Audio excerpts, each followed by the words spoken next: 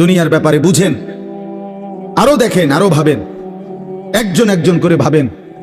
দুনিয়া আরো যদি সাজান, খোদার কসম ক্ষণিকের ক্ষণিকের ক্ষণিকের অল্প সময়ের দুনিয়া চমৎকার সাজাইয়াও তৃপ্ত হইতে পারবেন না, তৃপ্ত হইতে পারবেন। এবছর চমৎকার রং দিছেন বিল্ডিং এ, 2 বছরের মাথাত বিভিন্ন খান দিয়া সামরা উঠিয়া এটা আবার যেই সেই, ঠিক কিনা বলেন? আবার রং দাও। এই সোফা চমৎকার বানাইছিল, ওই যে বার্নিশ নাই, দেখেন এই যে সোফা, এটা এই যে দেখেন, কথা বলেন না, এই সোফা এটার মধ্যে আসেনি এমন বার্নিশ, তো এটা আবার কি করতে হইব? তো লাভ হইল কই? দুনিয়া তো ধোকা, দুনিয়া ধোকা। এই সৌন্দর্যময় চেহারা নারী 30 বছরের ব্যবধানে উনি বুড়ি, আর কেউ ফিরা সেদিকে ফিরা সেফ হালায় না। আজ যেই যুবতী, যেই বেহায়া নারী, বেপর্দা মহিলা বাজারে বাজারে ঘুরতো, যৌবন, আরে সেটা তার সম্পদ না, তারটা হইলে তো, নিজের হইলে তো সে কখনোই বুড়া হইতো না। আল্লাহ তাআলা বলছে, আমি যখন যৌবন শেষ করে দিলাম, তো এখন আর কোন পুরুষ তার দিকে ফিরা থুতুও বাড়ায় না। দুনিয়া এক অবস্থায় থাকে না, এক হালাতে থাকে না বাপ।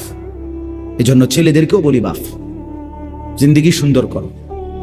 তোমার এই হাসি থাকবে না, তোমার এই সুস্থ সুন্দর সুঠাম দেহ থাকবে না। আন্তরিকতা নিয়ে শুনলে, নিজের ভিতরে নেক মানসিকতা যদি থাকে, গ্রহণ করার মানসিকতা, আর অল্প কথাতেও ফায়দা হয়। আর গ্রহণ করার মানসিকতা না থাকলেও 50 বছর শুনলেও গুনার অভ্যাস ছুটে না। দেখেন না, 70 বছরের বুড়া মানুষ চা দোকানে টেলিভিশন দেখে, তাহলে এত বড় বুড়ো মানুষ, মুরব্বী, উনি এখনো যদি বিড়ি খায়, সিগারেট খায়, এখনো যদি চা দোকানে টেলিভিশন দেখে, তো ওনার এই মন্দ অভ্যাস, বদ অভ্যাস কত বছর পরে ছুটবে? উনি আরো কয়শো বছর বাঁচলে গিয়া বুঝবে এটা গুনাহ। আর ওনার আর মেয়াদ আছে কি? এই জন্য বললাম, আপনি খবর নিলে দেখবেন 30 বছর মসজিদে আসা যাওয়া করে ঠিকই, কিন্তু যথাযথ আন্তরিকতা, দিলের মধ্যে আখেরাতের কোনো মানসিকতাই নাই, নিজেকে বদলানোর অনুভূতিই নাই, ফিকিরে নাই। সোজা কথা, পরকাল বলতে কিছু, এখন যা আছি তাই। এখন সুখে থাকলে সুখী দুনিয়া, এখন দুঃখে থাকলে দুঃখী। জিফুত যদি ঠিকমতো খানা খাদ্য খাওয়ায় খুশি, ঠিকমতো খানা খাদ্য নাই দুঃখী। মানে দুনিয়া পেলে খুশি, দুনিয়া না পেলে দুঃখী। লাভ লোকসান, আয় ব্যয়, হিসাব কিতাব, সুখ আনন্দ, দুঃখ বেদনা, হাসি কান্না, আবেগ অনুভূতি, সবটাই শুধুই দুনিয়াকে কেন্দ্র। এখানে কি পেলাম? এখন কি পেলাম? এখন কি পেলাম? ইনহিয়া ইল্লা হায়াতুনা দুনিয়া নামুতু ওয়া নাহইয়া। আল্লাহ তাআলা বলেন, নাফরমান আর পাপীদের জীবন কেমন হয়? কোরআনে আল্লাহ বলছেন, তাদের অবস্থা হয় এমন যে তারা বলে জীবন কেবলই দুনিয়াটা, আর কোথাও জীবন নেই, আর কিছু নেই। নামুতু ওয়া নাহইয়া, এখানেই মরবো, এখানেই বাঁচবো। ওমা নাহনু বিমাবউসিন। আল্লাহ বলেন, নাফরমানদের দিলের মধ্যে এই বিশ্বাস যে আমাদেরকে পুনরায় কোথাও উঠানো হবে না। আল্লাহ যে বলছেন হাসরের ময়দানে তোমাদেরকে উঠানো হবে, সুম্মা ইন্নাকুম ইয়াউমাল কিয়ামাতি তুবআসুন। আল্লাহ তাআলা বলেন, তোমাদের প্রত্যেককে কিয়ামতের দিন হাসরের মাঠে তোলা হবে। আল্লাহ বলেন, বেঈমানের দিলে এটা থাকে না। তার কথা হলো প্রাপ্তি অপ্রাপ্তি, লাভ লোকসান, ভালো মন্দ, হাসি আনন্দ, দুনিয়া। ছেলে বিদেশ থেকে টাকা পাঠাইতেছে, খুশি। ছেলে বিদেশ থেকে টাকা টোকা ঠিক মতো দেয় না, বা কামাই রোজগারি কম, জিজ্ঞাসা করবেন কেমন আছেন, কি এর বালা? আমরা আর বালা কি? হ্যাঁ, কি সমস্যা কি তা চাচা? এ ফোলাগারে কত ঋণ ফিন কইরা, সুদে টাকা নিয়া, কিস্তিতে টাকা লইয়া বিদেশ পাঠাইছি, তেয়ন টাকা পয়সা পাঠায় না, আর বালা কি? তাহলে উনি দুঃখী কেন? টাকা নাই। আবার টাকা পাঠাইতেছে, মাশাআল্লাহ, পান খাওয়ার স্টাইলই আলাদা, চা খানার ঢঙই আলাদা, কথাবার্তার স্টাইলই ভিন্ন। কেমন আছেন? আসি আল্লাহর রহমতে, আপনাকে দোয়ায়, 10 জনের দোয়ায় আল্লাহ ভালোই রাখছে। কেমনে ভালো? এতে আল্লাহর রহমতে টাকা পাঠায়, আমরা তার মা আমি আমরা মিল্লা খাইয়া পইরা ভালো আছি। তাহলে ভালো থাকে দুনিয়া, ভালো থাকলে ভালো নাই দুনিয়া, ভালো না থাকলে তো আখিরাত, কবর, মৃত্যু পরবর্তী জিন্দিগি, সেটার জন্য কি ব্যাপার? তার জন্য কোনো আলোচনা লাগবে না, এর জন্য কোনো কথা নাই। তাইলে কারো মধ্যে এই আলোচনা না, স্বামী স্ত্রী পরস্পরের আলোচনা, এই ঘর সংসার বাজার, খাট ফার্নিচার পালং সোফা, হ্যাঁ, আসবাবপত্র গহনা অলংকার, এই নিয়েই পেরেছে, এই নিয়ে জিন্দিগি এর মধ্যেই আবদ্ধ। তো আখিরাত তাহলে কার জন্য? পরকাল কার জন্য? আমরা মুসলমান, আমরাই যদি পরকাল না চিনি, না বুঝি, আমাদের উচ্চারণে, আমাদের অনুভূতিতে, আমাদের আচরণে, আমাদের কথাবার্তা উঠা বসার মধ্যেই যদি পরকালের কোনো নমুনা দেখা না যায়, তো হিন্দু বৌদ্ধদের মধ্যেই দেখা যাবে। কথা উত্তর দেন। কবর হাসর আখেরাতের চিহ্ন ভেসে ওঠার কথা চালচলনে মুসলমানদের মধ্যে না কাফেরদের মধ্যে? মুসলমানদের মধ্যে। কথা তো ছিলই। আল্লাহর প্রিয় বান্দারা, অসংখ্য আল্লাহর নেক বান্দাদের জীবনে আছে, রাত্রিতে ঘুমাইতেন না। জিজ্ঞেস করতে, কেন ঘুমান? বলছে জাহান্নামের ভয় ঘুমাতে দেয় না, কবরের ভয় ঘুমাইতে দেয়। হযরত আবু বকর সিদ্দিক রাদিয়াল্লাহু তাআলা আনহুর মতো সাহাবী আফসোস করে বলতেন, হায়, আমি যদি একটা গাছের পাতা হতাম, আমাকে যদি একটা চতুষ্পদ জন্তু, গরু কিংবা ছাগল, সেই পাতাটা যদি খেয়ে ফেলত, অর্থাৎ আমি যদি মানুষ না হতাম। অথচ কি পরিমাণ আমলের অধিকারী ছিল। হযরত ওমর রাদিয়াল্লাহু তাআলা আনহুর চেহারা, কপালের দুই পাশ থেকে লম্বা অঝরে কান্নার কারণে দাগ পড়ে গেছিল। হযরত ওমর রাদিয়াল্লাহু তাআলা আনহুর ইন্তেকালের মুহূর্তে হযরত আব্দুল্লাহ ইবনে আব্বাস সাহাবী, তিনি বলছিলেন, আপনাকে আল্লাহ তাআলা অনেক মর্যাদা দিয়েছেন, আপনি 10.5 বছর মুসলমানদের খলিফা ছিলেন, আপনার মাধ্যমে আল্লাহ তাআলা দিক দিগন্ত মুসলমানদের বিজয় দান করছেন। কত রাজ্য, কত এলাকা আপনার এই 10 বছরে বিজয় হয়েছে। আপনার অনেক সম্মান, অনেক মর্যাদা, অনেক গুণ, অনেক বৈশিষ্ট্য। হযরত ওমর রাদিয়াল্লাহু তাআলা আনহু, কিতাবের মধ্যে আছে, উনি চোখের পানি ফেলে বললেন আব্দুল্লাহ ইবনে আব্বাসকে, শোনো, আমি আল্লাহ তাআলার কাছে এতটুকু আশা করি শুধু, যে আল্লাহ, আমার জীবনের যা নেকি আর আমার জীবনের যা গুনাহ, কমপক্ষে আমার নেকিগুলো যেন আমার গুনার মোকাবেলায় বরাবর হয়। অর্থাৎ এতটুকু নেকি যেন কমপক্ষে হয় যে গুনাহগুলোকে মোচন করে দেয়, নেকিগুলো দিয়ে গুনাহগুলো যেন মিটে বরাবর হয়। এর দূরে যদি হয় তো আমি আল্লাহর কাছে সন্তুষ্ট নিজেকে মনে করি, আমার এর দূরে সারব। অর্থাৎ নিজের এই বিপুল পরিমাণ নেক আমলকে কিছুই মনে করেন, সামান্য। তা আমাদের পুঁজি কোথায়? আমাদের এই শুক্রবারের শুধু সপ্তাহে একদিনের জুমার নামাজ, এটাই আমাদেরকে জান্নাত এনে দিবে, ঠিক না? হ্যাঁ, মাঝে মধ্যে গরিব দুঃখীকে 2 টাকা 5 টাকা দিলে এতে আমাদের বেহেশত চলে আসবে, ঠিক না? তো বলেন। এজন্য বললাম,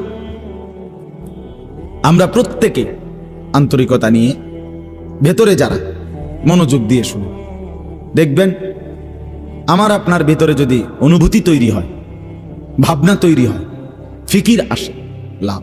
সবাই একসাথে হবে না, সবাই একসাথে বদলায় না, সবাই একসাথে পরিবর্তন হয় না, কারো কপালে পরিবর্তন হয়ই না, বদনসিব, কারো সময়ের ব্যবধান হয়। আমাদের প্রিয় নবী সাল্লাল্লাহু আলাইহি সাল্লামের কাছে যারা সাহাবী হয়েছেন, কালেমা পড়ছেন, তারা প্রত্যেকেই প্রথম দিনেই তো সবাই কালেমা পড়ছেন, ঠিক না? বুঝেন নাই কথা? যতজন সাহাবী হয়েছে নবীজির, সবাই একদিনেই কালেমা পড়ে ফেলছে নাকি? তাহলে সময়ের আগ পিছ আছে কিনা বলেন? কেউ প্রথম দিন কালেমা পড়ছে, কেউ 21 বছর পরে কালেমা পড়ছে, কেউ 22 বছর পরে কালেমা পড়ছে। তো যিনি 23 বছরের মাথায় কালেমা পড়ছে তিনিও কামিয়াব, যিনি প্রথম দিন কালেমা পড়ছে তিনিও কামিয়াব, সৌভাগ্যবান। এই জন্য বুঝ আসবে, এর মধ্যে আকপিস হবে। সবাই একই দিনে জুনায়েদ বাগদাদি হবে না, সবাই একদিনে বাইজিদ বোস্তামি হবে না, সবাই একদিনে রাবেয়া বসরি হবে না। সময়ের ব্যবধান হবে, আকপিস হবে, এবং কারো কপালে হেদায়েত জুটবেই না। ইন্নাকা লা তাহদি মান আহবাবতা। আল্লাহ তাআলা আমাদের নবী সাল্লাল্লাহু আলাইহি সাল্লামকে বলছেন, আপনি খুব চাইলে, ভালোবাসলে আপনি নিজে কাউকে হেদায়েত দিতে পারবেন না, সেখানে আমি কে? কথা বলেন না। সেখানে আমাদের কোনো পাত্তা আসেনি কোনো। খুদ রাসূলকে আল্লাহ বলছে, হে নবী আপনি চাইলে হবে না, আমি চাইতে হবে। ওয়ালাকিন্নাল্লাহা ইয়াহদি মান ইয়াশা, বরং আমি আল্লাহ যাকে চাই আমি তাকে হেদায়েত দান করি। তাহলে মূলত হেদায়েত দেয় কে? ফয়সালা কার হাতে? আমার বলা আপনার শোনা কোনোটাই মূল বিষয় না। মূল বিষয় হলো এটা একটা উসিলা ধরা, কিন্তু মূল ফয়সালা কার হাতে? ওয়ালাউলা ফাদলুল্লাহি আলাইকুম ওয়া রাহমাতু মাজ। এই বেটা মোবাইল না ধরতে মানা করছি, সুন্দর করে বললে হয় না। অনেকের খাসিয়ত এতটাই যে ধমক না দিলে, কথা বুঝছেন না, এটা তার একটা তবিয়ত হয়ে গেছে। না আমারে এমনি করলে আমি বুঝতাম না, আমার ধমকাইতে বদ অভ্যাস। মানে জিন্দিগির একটা মিনিট লজ্জা শরম কিচ্ছুর কোনো ধার ধারে না। ছেলেরা মোবাইল ছাড়া 1 মিনিট থাকতে রাজি। এবারে মা দেখুক, নাহলে বাফে দেখুক, নাহলে হুজুর দেখুক, নাহলে একবার আব্দুল কাদের জিলানি দেখুক, আমার এত কোনো অসুবিধা নেই। আমার দরকার মোবাইল। মোবাইল আছে, আমি আছি, খালাস। আমার জিন্দিগির এবার ইজ্জত থাক বা না থাক, আমার চরিত্র থাকুক বা না থাকুক, আমার আল্লাহ খোদা আখেরাত পরকাল কিচ্ছু না থাকুক, আমার মোবাইল আছে, খালাস। আমার জিন্দিগি সার্থক। আহ, এই হলো মানে জীবনটাই মোবাইল, মোবাইলটাই জীবন। বেঁচে আছে মোবাইল টিপবার জন্য, মোবাইল বানানো হয়েছে তার কাছে পৌঁছবার জন্য। আজ ছেলেদের হালাত মানে বেঁচেই আছে এটার জন্য, বেঁচেই আছে। জিন্দিগিটাই এটার সাথে সম্পৃক্ত, জীবনটাই এটার সাথে। পৃথিবীতে কোনো যুগে, মনে রাখবেন এই পৃথিবীর ইতিহাস এটা, পৃথিবীতে কোনো যুগে একসাথে সম্মিলিতভাবে যুব সমাজ এত বেশি গাফেল, অকর্মণ্য, অপদার্থ কোনো যুগে হয় নাই একসাথে। এখন যেটা আগে একটা সমাজে, একটা এলাকায় বখাটে দুশ্চরিত্র একজন ছিল, দুইজন ছিল, চিহ্নিত, কথা বোঝেন নাই, চিহ্নিত হয় তারে মানুষ চিনত। তেসু গ্রামে চুক্তি হয়তো একজন, তে একটু খারাপ, তার লগে মিশ্র না। কিন্তু এখন ভদ্রঘরের ছেলে, স্বাভাবিক ঘর থেকে বের হইছে, মুসলমানের ছেলে, দিনের পর দিন, রাতের পর রাত এক ওয়াক্ত নামাজ পড়ে না। এতে মা বাবারও কোনো আফসুস নাই, এলাকাবাসীরও কোনো আফসুস নাই, পাড়া মহল্লার সর্দার মাতব্বর কারো কোনো আফসোস নাই, কারো মুখে এই নিয়ে কোনো আলোচনা নাই যে কি আমগো এলাকার যে ফুলাফাইন্ডি এগুলা যে কোনো নামাজই পড়ে না, আমগোর সামনে দুষ্টামি করে, হাঁটাহাঁটি করে, আমরা কি এটা বলতে পারি না? এই অনুভূতিটুকু পর্যন্ত লোপ পাইছে। আহ, এত দুর্ভাগ্য মুসলমানের ইতিহাসে আর কখনো হয় না। বেনামাজি আগেও ছিল, কথা বোঝেন নাই, বেনামাজি আগেও ছিল, এতটা গাফেল আগে ছিল। মা বাপ এত অসচেতন আগে ছিল। আমার মনে আছে আমরা প্রাইমারি স্কুলে হিন্দু স্যার জমের মতো ভয় পাইতাম, হিন্দু মাস্টার, কিন্তু ভীষণ ভয় করতাম। স্যারে দেখলে মাইরা লেবে, এতটা ছিল একটা সময়। কত আজ থেকে 500 বছর আগে, ঠিক না? আমার বয়স ধরেন 500 বছর, আমি আদি যুগের মানুষ, এরম নি তো আমার বয়স 42 বছর রানিং শুরু হয়েছে, 41 শেষ হয়েছে। তাহলে 30 বছর আগের কথা। আমার পড়ালেখার প্রাইমারি ছোটবেলার জীবন 30 বছর আগের কথা না, 30 বছর আগে। তাহলে এই জন্য বললাম জিন্দিগিটা মোবাইলটার উপরে তুলে দিস। হাসি কান্না আনন্দ বেদনা, হাসলে কাশলে, পেশাব পায়খানা টয়লেট বাথরুম, হ্যাঁ, হোটেল রেস্তোরাঁ পার্ক, যেখানে যখন যাবে 24 ঘন্টার মেইন কাজ আগে একটা ছবি উঠানো, আগে ছবি উঠানো, এরপরে বাকি কাজ।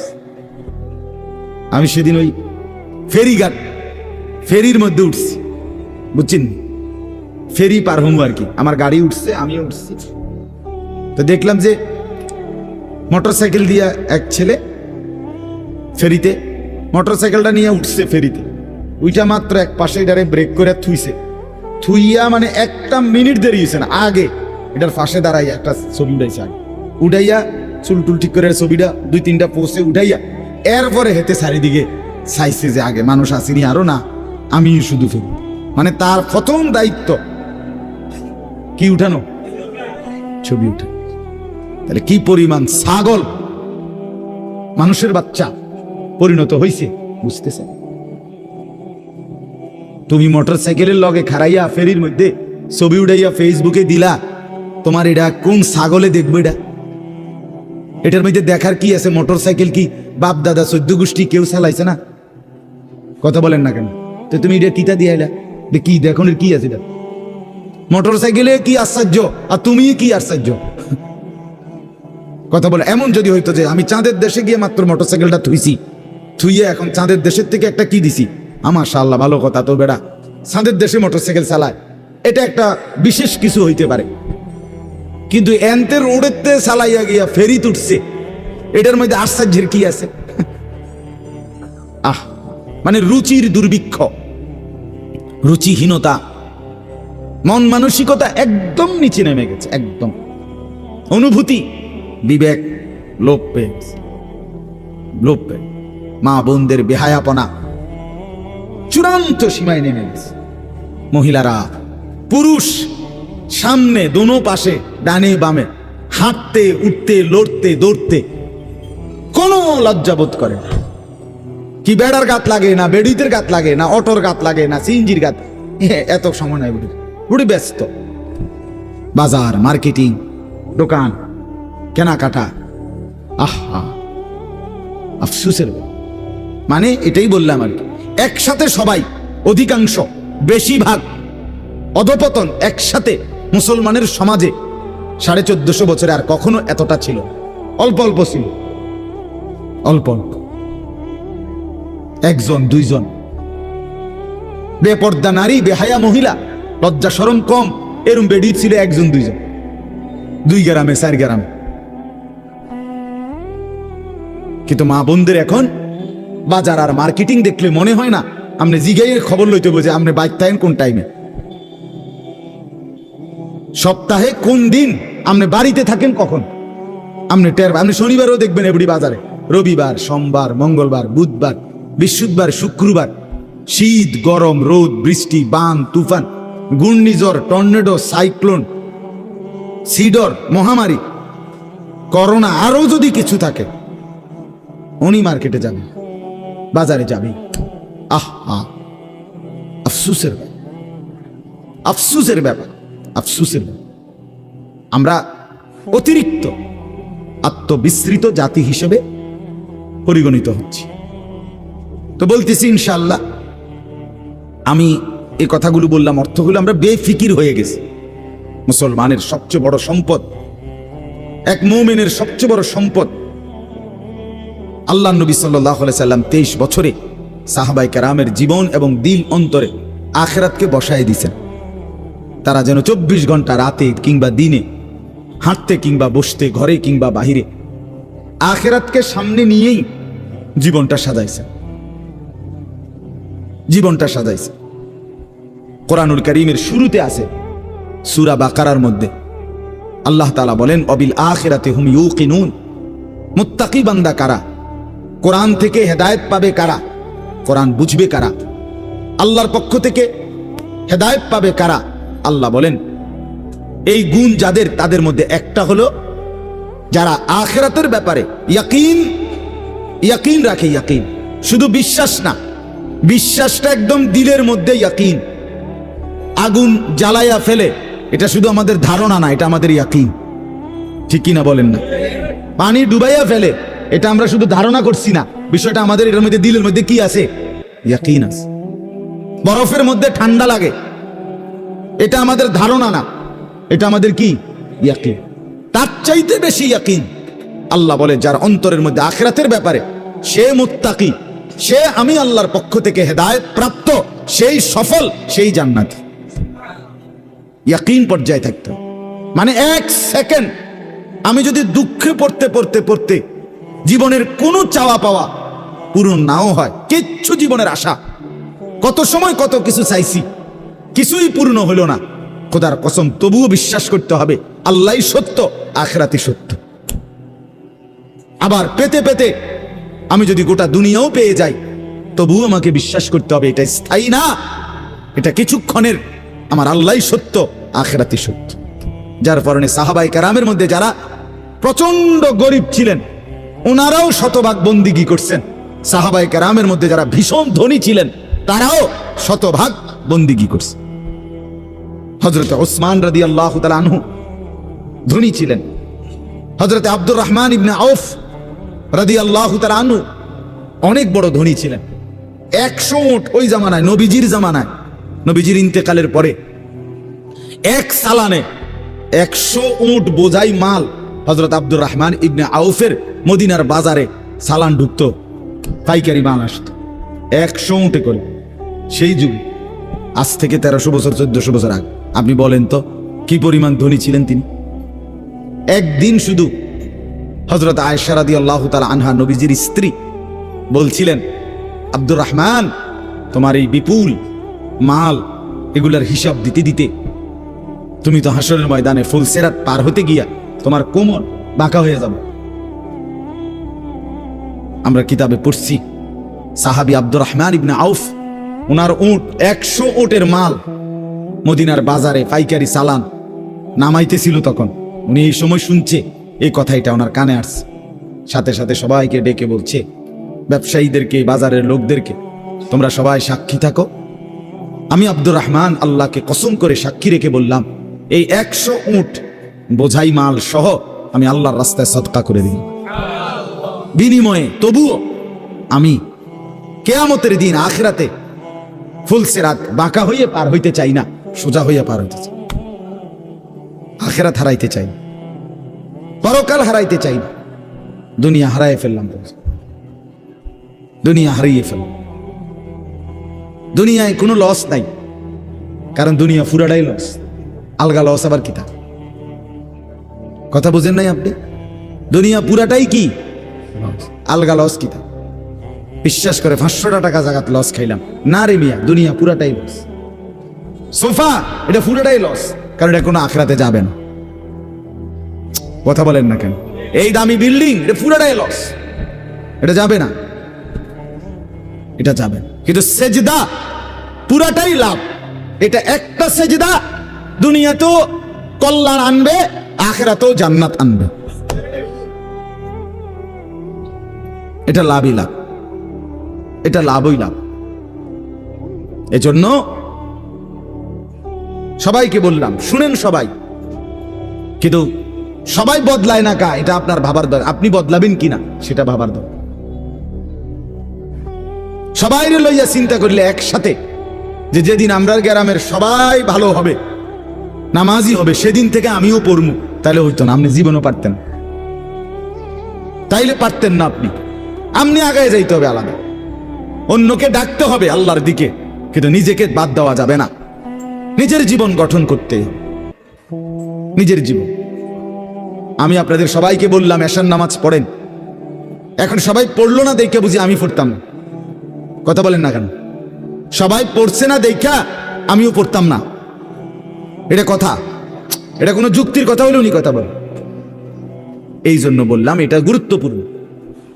আমরা এটা বুঝি কম, আমরা আমরা শয়তানে বুঝাই দিছে, ইবলিসে, যে বলবি কি করমু, গ্রামের সবাই এটা কয়, 10-এর এটা মানুষের, এটা এই মানুষের উপরে বলে, সবাই বলছে, সবাই বললে কি হয়েছে, তাই বলে আপনি, সবাই বলছে পানির ঝাঁপ দিতে, এজন্য আপনি পানিতে ঝাঁপ দিবেন, সবাই বলছে আগুনে পড়তে, এজন্য আপনি আগুনে পড়ে যাবেন। কোনো বাস যদি অ্যাক্সিডেন্ট হয়, 50 জন যাত্রীর মধ্যে যদি 49 জনও মারা যায়, আর একজন লোক যদি বুঝে সে বাঁচতে পারবে, বের হইতে পারবে, এই কারণে সে যে না 49 জন মরে গেছে, যেহেতু আমার আর বাচ্চা লাভ কি, আমিও মরে যাই, এটা নিয়ে কই বসে, সে কি একা হলেও বাঁচতে চাইবে না? তাহলে আপনি জাহান্নাম থেকে বাঁচতে চাইবেন না কেন? সেটা কি আগুন না? সেটা কি এর চাইতে বড় বিপদ না? তো এজন্য কোরআনুল কারীম আল্লাহ তাআলা বলছেন, প্রথমে সবার কথা বলার আগে বাই সিরিয়াল নবীজিকে, ইমানদারদেরকে সবার কথা বলছে, কিন্তু সবার আগে বলছে কু আনফুসাকুম, আগে এটা বলে নিছে, আগে নিজেকে বাঁচাও, এরপর ও আহলিকুম, পরিবারকে বাঁচাও, এরপর লিতুনদিরা আহলাল কুরা, লিতুনদিরা উম্মাল কুরা ওয়া মান হাওলাহা, নিজ এলাকা এবং তার আশপাশের মানুষকে বাঁচাও, এরপরে বাঁচাও। তাহলে এটা পরে ধীরে ধীরে, আগে নিজেকে বাঁচাও, এরপর পরিবারকে বাঁচাও, ওয়া আনদিরা আশিরাতাকাল আকরাবিন, এরপর আত্মীয় স্বজনদেরকে বাঁচাও, এরপর মহল্লাবাসীকে বাঁচাও, এরপর গোটা পৃথিবীবাসীকে বাঁচাও।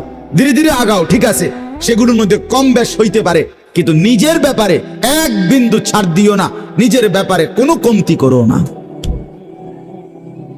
এটা আল্লাহর চাই।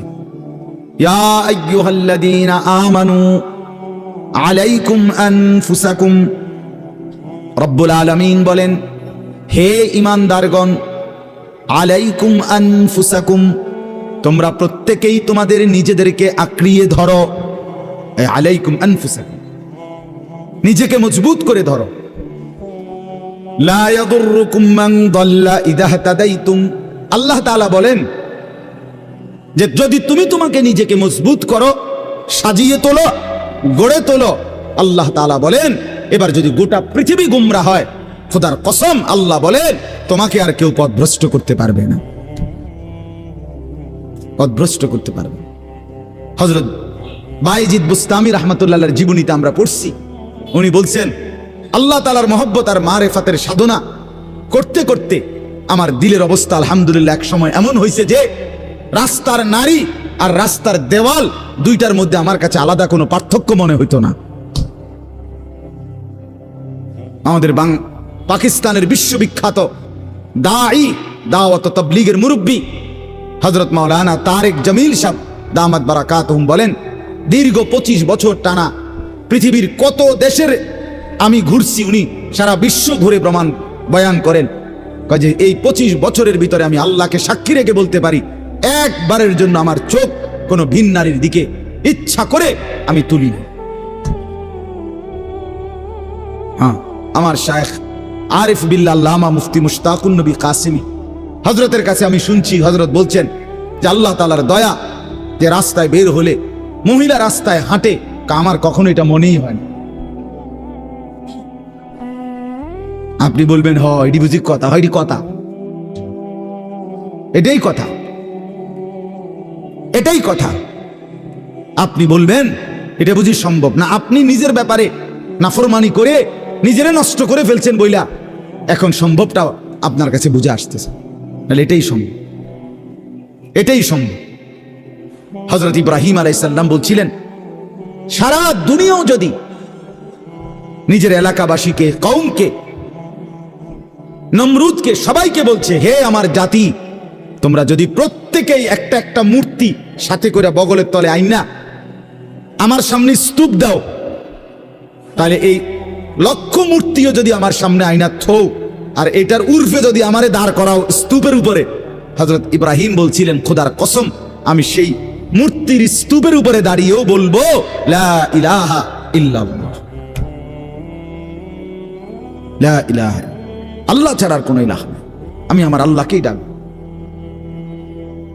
আমরা কিতাবে পড়ছি রাসূলুল্লাহ সাল্লাল্লাহু আলাইহি সাল্লামের একজন নওজোয়ান যুবক সাহাবীকে খ্রিস্টান যুদ্ধে খ্রিস্টান সৈন্যরা বন্দী করছিলেন।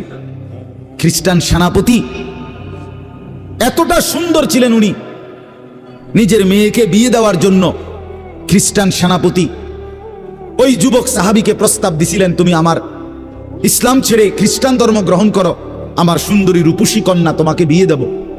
তিনি বলছেন, আল্লাহর কসম, আমি তো গোটা পৃথিবী ত্যাগ করতে পারি, কিন্তু ঈমান ছাড়তে পারি না।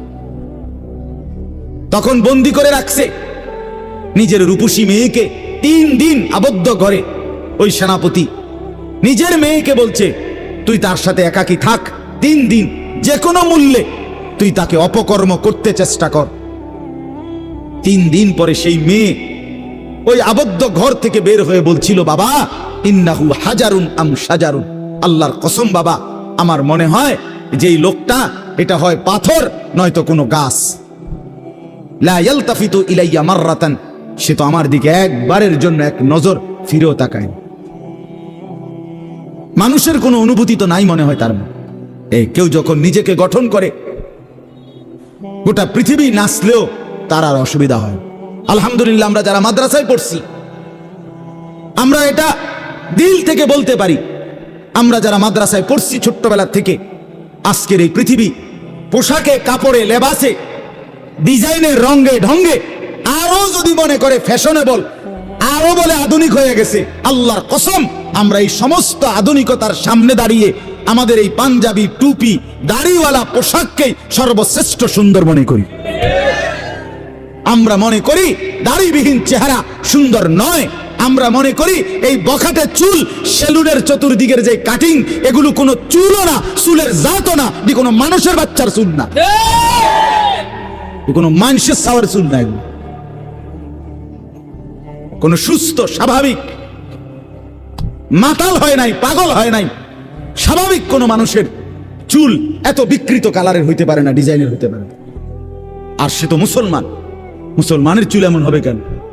ইহুদিরটা হইতে পারে, সেটা তাদের ব্যাপার, খ্রিস্টান হতে পারে তার ব্যাপার, হিন্দুর হইতে পারে সেটা তার ব্যাপার, কিন্তু আমার মুসলমান, আমার যুবকের চুল এমন হবে কেন?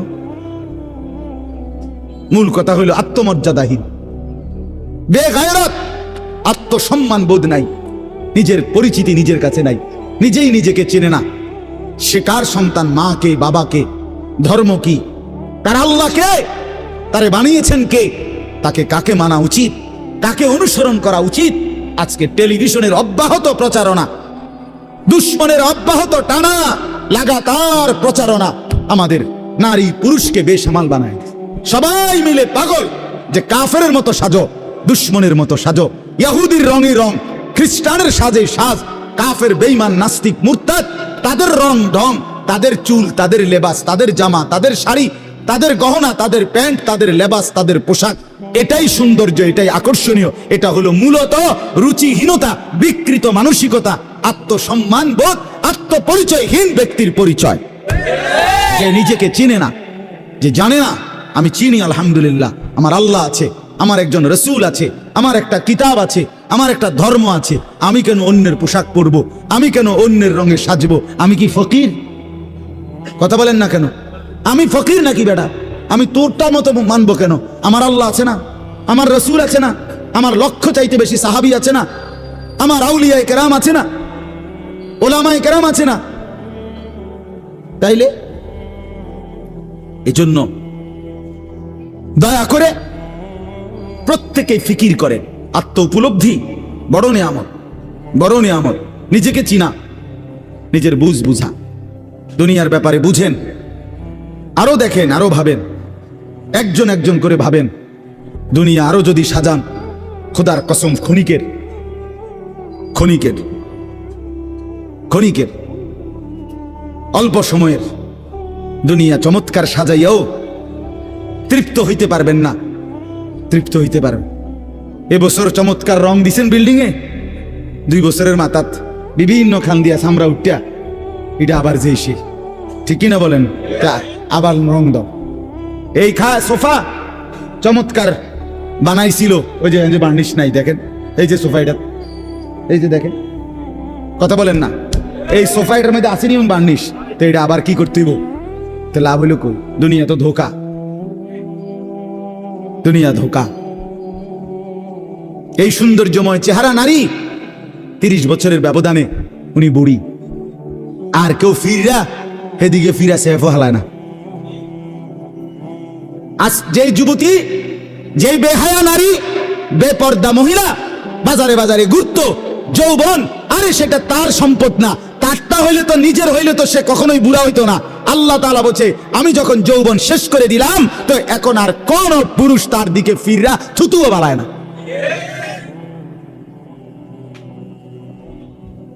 থুতুও ফেলে না। হায়াতের প্রত্যেক মুহূর্ত আল্লাহর দান। দুনিয়া অল্প ক্ষণিকের, দুনিয়ার প্রত্যেকটা অবস্থা পরিবর্তনশীল। এই যে বৃষ্টি হচ্ছিল, এখন নাই, আবার একটু পরে হইতে পারে। এই যে অন্ধকারে ঢাকা, এটা স্থায়ী না, একটু পরে আবার সকাল হবে। এই যে চমৎকার আলো, এটা স্থায়ী না, একটু পরে আবার সন্ধ্যা হবে। এই তো হাসতেছে লোকটা, কিছুক্ষণ পরে আবার কাঁদবে। এই সুস্থ মানুষ, কিছুক্ষণ পরে আবার ব্যারাম, রোগ, এরই নাম দুনিয়া। ঘুরতে থাকে, পরিবর্তনশীল, স্থায়ী না। অল্প সময়, অল্প সময় দুনিয়া, অল্প কিছুক্ষণের। আখিরাত স্থায়ী, মৃত্যু পরবর্তী জিন্দেগি স্থায়ী, সেটা হবে। এটা যেহেতু হইছে, ওইটাও হবে। এটা যিনি নিয়ন্ত্রণ করে, সেটাও তিনি নিয়ন্ত্রণ করেন। আমাদের কারো ইচ্ছায় সন্ধ্যা হয় না, আমাদের কারো ইচ্ছায় ভোর হয় না। তাহলে বোঝা গেল আলাদা কেউ নিয়ন্ত্রণ করে, তিনিই বলছে আখিরাত হবে। কাজে এটা যেহেতু হইছে, সেটাও হবে। কথা বলেন না কেন? হ্যাঁ, বলে বাসর রাত যত আকর্ষণীয় রাতই হোক, ভোর হয়ে যায়। জেলখানার রাত, ফাঁসির রাত যত মুসিবতেরই হোক, ভোর হয়ে যায়। দুনিয়া এক অবস্থায় থাকে না, এক হালাতে থাকে না বাপ। এজন্য ছেলেদেরকেও বলি, বাপ, জিন্দেগি সুন্দর করো। তোমার এই হাসি থাকবে না, তোমার এই সুস্থ সুন্দর সুঠাম দেহ থাকবে না। আমি কালকেও আমার শায়েখ আরিফ বিল্লাহ হাকিমুন নাফস আল্লামা মুফতি মুশতাকুন নবী কাসিম হুজুর গতকালকে পাবনা গেছেন। তো আমি এর আগে আমি গেছি, হুজুরকে বলছিলাম, আমি আপনার মাহফিলেও বলছি, আমি পাবনা মানসিক হাসপাতাল এই গত মাসে দেখতে গেছিলাম। দেখছিলাম বয়ানের পরে, ওই যে বাংলাদেশের সবচেয়ে বড় মেন্টাল হসপিটাল যেটা পাবনা না, এটা ওটা আমি দেখছি ভিতরে ঢুকে। আসর থেকে মাগরিব লম্বা টাইম ওয়ার্ডে ঘুরে ঘুরে আমারে দেখাইছে। তা আমি যদি 500 পাগল দেখে থাকি, তার মধ্যে 490 জন হইল জোয়ান। 490 না, 495 জন হইল যুবক। বুড়া দেখছি না 2 জন বা 3 জন। বুঝছেন? সব যুবক। হ্যাঁ, এজন্য বাপ, যে মাদকাসক্ত পুনর্বাসন কেন্দ্র, যেগুলোর মধ্যে ড্রাগে যারা মাদকে আসক্ত হয়, যাদেরকে চিকিৎসা দেয়, এগুলোর মধ্যে ঘুরে দেখে আসো। সব কি 90 বছরের বুড়া? কথা বলেন না কেন? সব যুবক, সব যুবক। যেখানে সবচেয়ে অত্যাধুনিক বাড়ি, দালান, বিল্ডিং বেশি, সবচেয়ে সম্পদশালী বেশি, আপনি সেরকম প্রত্যেকটা শহরে, প্রতিটা জায়গায় দেখবেন, ওই জায়গায় সবচেয়ে দামি ভিআইপি এলাকা যেখানে, ওইখানে মাদকাসক্ত পুনর্বাসন কেন্দ্র বেশি। আমি নিজে দেখে আইছি। আমাদের কুমিল্লাতেও সবচেয়ে গুরুত্বপূর্ণ, সবচেয়ে বেশি এলিটরা যে জায়গায় থাকে, আমি নিজে ওইখানে বয়ানে যতবারই গেছি, যেদিক দিয়ে তাকাই দেখি মাদকাসক্ত পুনর্বাসন কেন্দ্র বেশি। ধনির দুলাল, সোনার চামচ মুখে দিয়ে যে জন্ম নিছে, রাজপ্রাসাদ আর অট্টালিকায় যে চোখ মিলছে, আহা, সম্পদ আর প্রাচুর্য কিছুরই অভাব ছিল না, কিন্তু আখলাক আর চরিত্র নষ্ট করে, মদে আসক্ত হয়ে, নেশায় আসক্ত হয়ে জিন্দেগি শেষ করে দিস, শেষ করে দিস।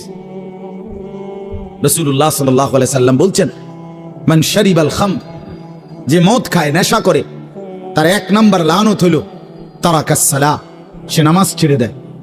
2 নাম্বার লানত জঘন্য, নবীজি বলছে, আহা, বলতেও লজ্জা, নবীজি বলছে, মাদকাসক্ত যে, তার পরিণতি হলো সে খুব দ্রুত গতিতে, অচিরেই, অল্প সময়ের ভেতরেই সে সবচেয়ে ঘনিষ্ঠ আপনজন, তাদের সাথে, আপনজন নারী, তাদের সাথে জিনা আর ব্যভিচার করতে উদ্যত হন। সে আপনজনের গায়ে ছোবল দেয়। হ্যাঁ, এজন্য জিন্দেগি গঠন করা, দুনিয়া নিয়া খুব বেশি মাতামাতি চলতেছে, খুব বেশি দুনিয়া সাজাইতেছে সবাই। সুন্দর গাড়ি, সুন্দর বাড়ি, সুন্দর পার্ক, সুন্দর হোটেল, সুন্দর রেস্তোরাঁ, সবার চেষ্টা দুনিয়া লোভনীয় করা। একটা বোরখা গায়ে দিবে নারী, এটার উপরে সে ডিজাইন করতে করতে এটার আর বোরকার মেন যে অস্তিত্ব এটার নাই।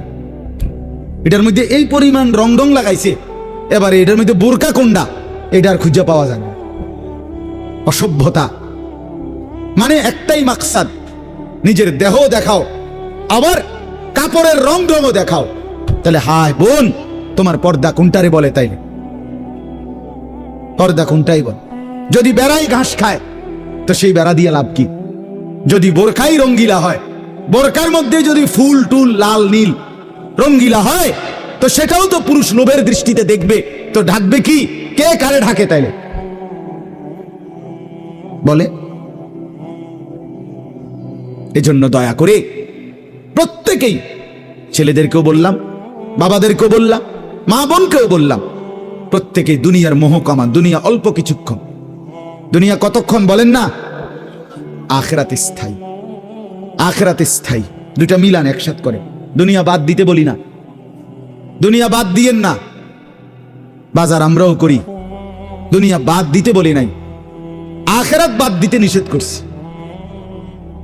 দুনিয়া বা অনেক মানুষের কইলে কয়, হ্যাঁ তাইলে কি এ হুজুর্গ কথা ধইরা বাজার সদাই আয় রোজগার ইনকাম সব থুইয়া আল্লাহ বিল্লাহ করতে বললো নাকি? আমনের এটা আমরা কইছিনি কোনোদিন। তাহলে আপনি এই ফাজিলি কথা বললেন কেন?